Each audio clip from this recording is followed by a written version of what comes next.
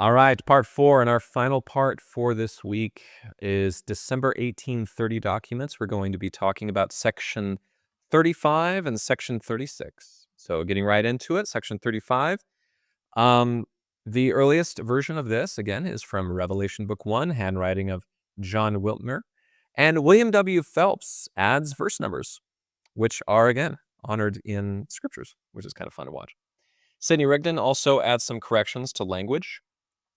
But the revelation itself is called the 38th commandment. Takes up 3 pages. Bit of a lengthy one. It is chapter 37 in the Book of Commandments, and it is section 11 in the 1835 edition of the Doctrine and Covenants. So there are no section heading changes between 1981 and 2013, except for removing the history of the church reference. So some circumstantial introductions to this from Revelation Book 1. We get a commandment to Joseph and Sidney Rigdon, Sidney's call to writing for Joseph, etc. The history of the church that we have, again, we don't do drafts anymore, those are done. It says, in December, Sidney Rigdon came to inquire of the Lord, and with him came Edward Partridge. The latter was a pattern of piety, and one of the Lord's great men. Shortly after the arrival of these 2 brethren, thus spake the Lord. Now, here's the fun part. We are now getting into a new book I'm holding up here, Histories, Volume 2. This is the thinnest of all the Joseph Smith Papers books.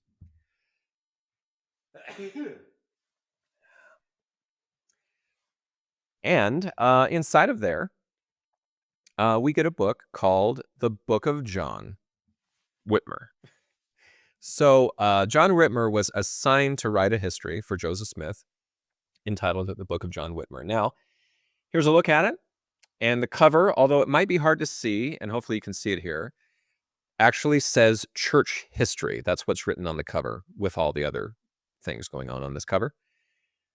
It was purchased by the church in 2024 from the Community of Christ. So this goes along with revision books and the Kirtland Temple and a bunch of other things that the church purchased from the Community of Christ.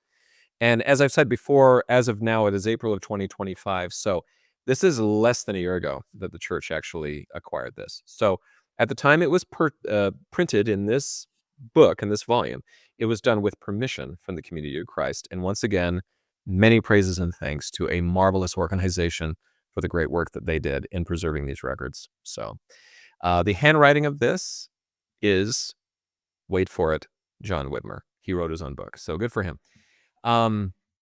So what we get here for an introduction to this revelation from his book, I think is great. So he really tries to write in scriptorial language. So here's what it says. Now it came to pass, after Sidney Rigdon was and received into this church, that he was ordained an elder under the hands of Oliver Cowdery, he having much anxiety to see Joseph Smith Jr. the seer, which the Lord had raised up in these last days. Therefore he took his journey to the state of New York, where Joseph resided.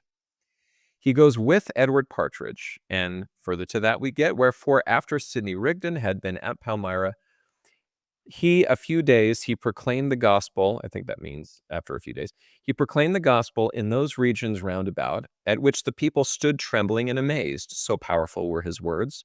And some obeyed the gospel and came forth out of the water, rejoicing with joy, which is unspeakable, and full of glory. From thence he journeyed to Fayette, where Joseph lived, and there he also proclaimed the gospel, and in the regions round about, and there were members added.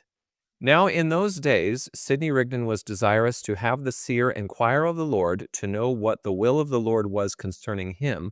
Accordingly Joseph inquired of the Lord, and these are the words that were spoken to him, saying, and then you get the revelation. Documents Volume 1 actually offers some kind of interesting histories to the source note here. It says, a portion of another early copy of this revelation in the handwriting of David Whitmer survived through Sidman's Ryder family. Coming to the church historian's office in the late 1960s, Sidman's Ryder supplied the text to the editor of the Ohio Star, which published it in the 5th January 1832 issue. Ryder claimed that he received his version from David Whitmer. The text featured here, the Star version, was the existing portion of the Whitmer version from the Ryder family, are all similar with no significant variance. So it's not a complete copy, but here it is. And that's why it's not included as the original copy, but it would have predated Revelation Book 1, but it's just not complete. So that's why Revelation Book 1 is the OG that we actually look to. But we still have that little scrap of paper, and here we have it. Historical introduction here. Rigdon and Partridge from the Documents Volume 1, as Rigdon and Partridge arrived in early December 1830, and shortly thereafter, Joseph Smith dictated a revelation for each of them. This revelation for Rigdon praised his previous ministerial labors and positioned him as Joseph Smith's scribe for Joseph Smith's inspired translation of the Bible. Rigdon remained in New York with Joseph Smith for the next 2 months until they both moved to Ohio.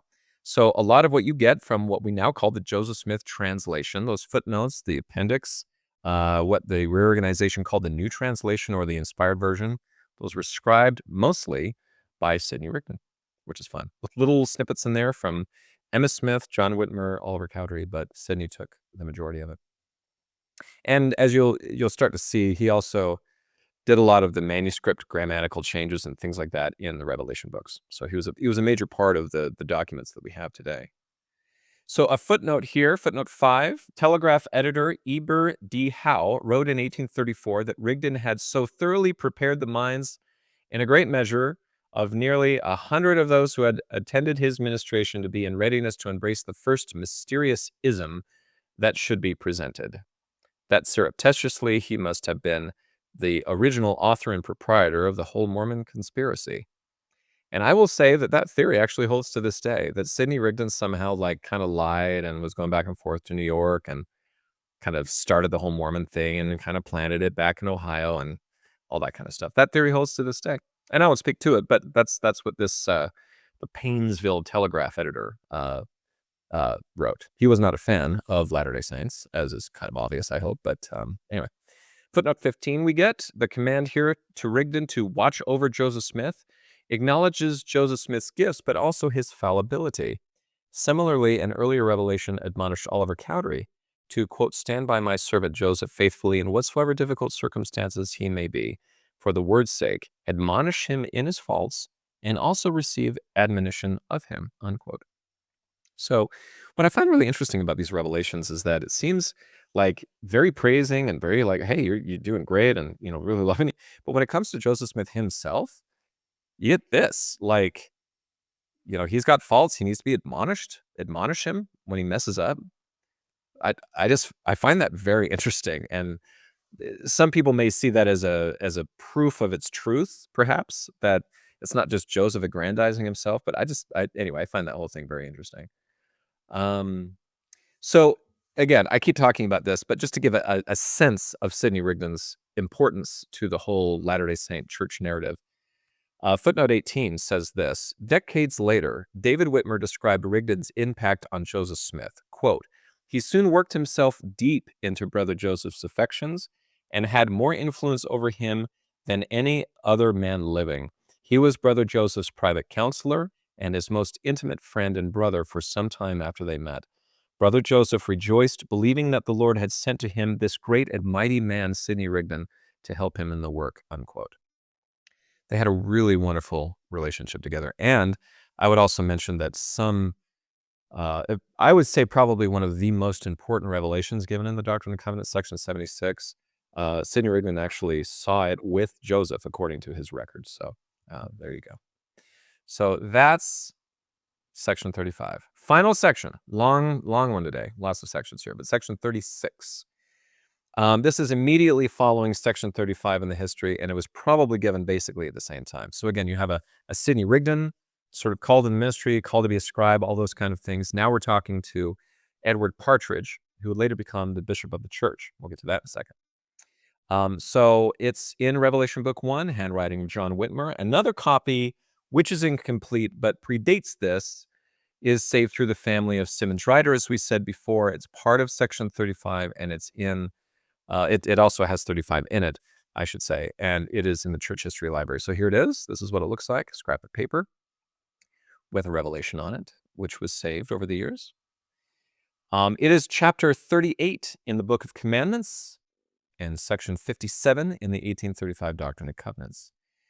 There is no section heading difference between the current scriptures that we have, with the exception of removing the history of the church. Not a lot of circumstances behind this, because a lot of that was discussed previously. These two revelations were more or less given at the same time. But it was given to Edward Partridge, who became the bishop of the church. And so here's a photo of him. And actually, I found his gravestone. So there you go, which has his visage on it as well. So this is Edward Partridge, who is apparently a symbol of piety, or piety, however you want to say that. Revelation Book 1 states about this: a commandment to Edward Partridge, his call to the ministry, etc. The history of the church that we get is a revelation to Edward Partridge given December 1830. That's all you get. So not a whole lot here, because a lot of it's wrapped up in sections 35 introductions. What we do get here from Documents Volume 1 is that Partridge, a hatter living in Painesville, Ohio — my goodness, we can't get away from Painesville, Ohio, can we? — and his wife Lydia were members of Sidney Rigdon's Reformed Baptist congregation. In early November 1830, they became interested in the Church of Christ when Oliver Cowdery, Parley P. Pratt, Ziba Peterson, and Peter Whitmer Jr. began preaching to and baptizing many individuals from Rigdon's congregation. Lydia soon converted, but her husband remained skeptical and insisted on visiting Joseph Smith in New York before becoming a member. Partridge and Rigdon traveled to the Palmyra area and then went on to Waterloo in Seneca County. They arrived at the home of Joseph Smith Sr. while Joseph Smith was giving a sermon. When Joseph Smith finished speaking, quote, "a request was made that any who felt to speak should," unquote. And Partridge stood and stated that he and Rigdon had visited the Smith family's Manchester farm and had spoken with their neighbors about the character of the Smith family. Based on those conversations, Partridge declared that the Smiths, quote, "had sacrificed for the truth's sake," unquote, and that he was ready to be baptized. After Partridge asked Joseph Smith to baptize him, Joseph Smith replied, quote, "You have traveled a long way this morning, and you are much fatigued, and I think you had better rest and take some refreshment, and tomorrow morning be baptized," unquote. Soon thereafter, Joseph Smith dictated this revelation for Partridge.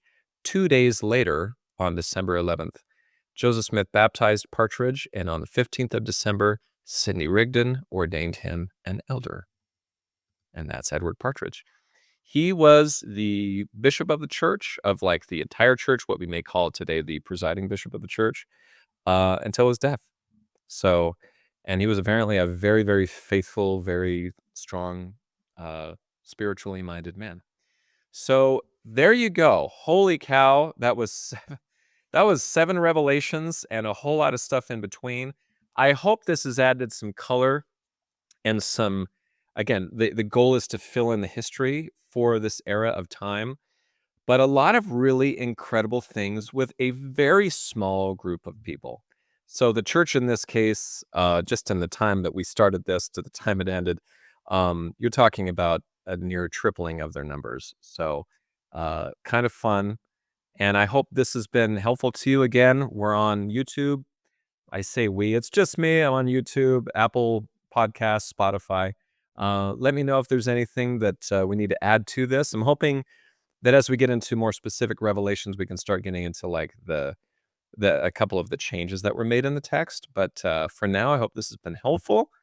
Enjoy and have a great week. We'll see you next time on Filling in the History.